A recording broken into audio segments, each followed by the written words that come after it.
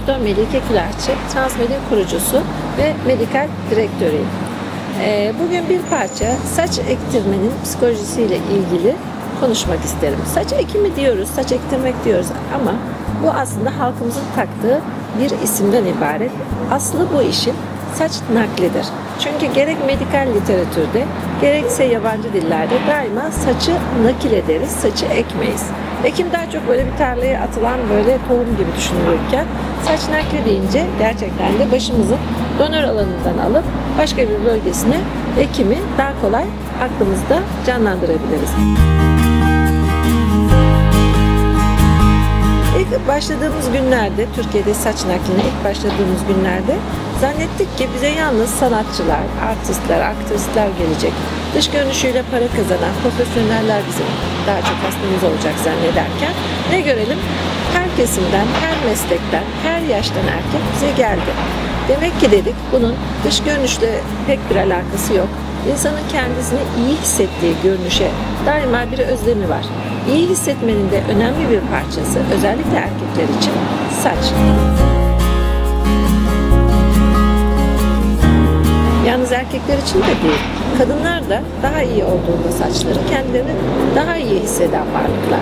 Saç dış görünüşümüzde çok önemli mesajlar veriyor. Örneğin kadınlar saçlarını çok düzgün tarattıklarında, herhangi bir sosyal aktiviteye katıldıklarında süslenmiş, hazırlanmış, taranmış şeklinde tanınıyorlar. Erkekler daima karşı cinsten bir kadın gördüklerinde ellerini başına atıp saçlarını düzeltiyorlar. Bütün bunlar anlatıyor ki bize saçın sosyal hayatımızda çok değerli, çok kabul edilmiş bir yeri var.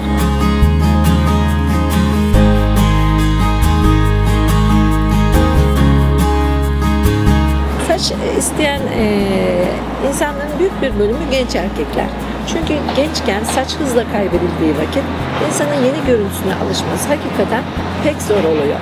Hatta genç erkeklerde hızlı saç kaybı organ kaybına eşdeğer bir psikolojik stres yaratıyor.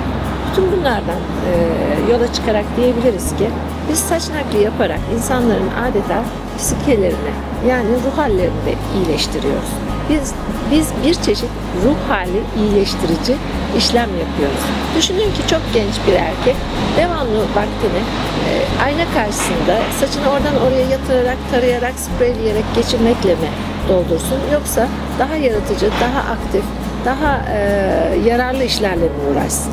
Bunları karşılaştırdığımızda görüyoruz ki gerçekten toplumsal anlamda hem erkekler hem kadınlar için çok faydalı bir iş yapıyoruz.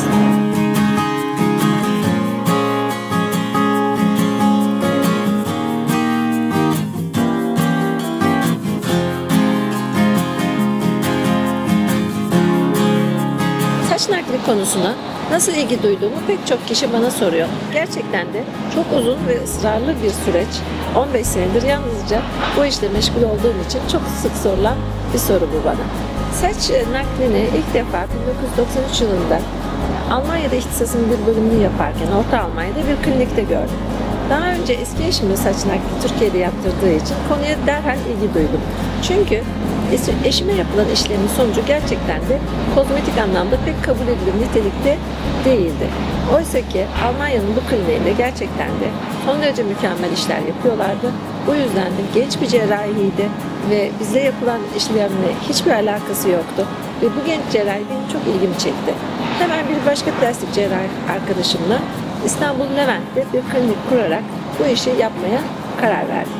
Ve karar o karar, o gün bugün hiç yılmadan yorulmadan erkek başlarını süslemeye devam ediyoruz.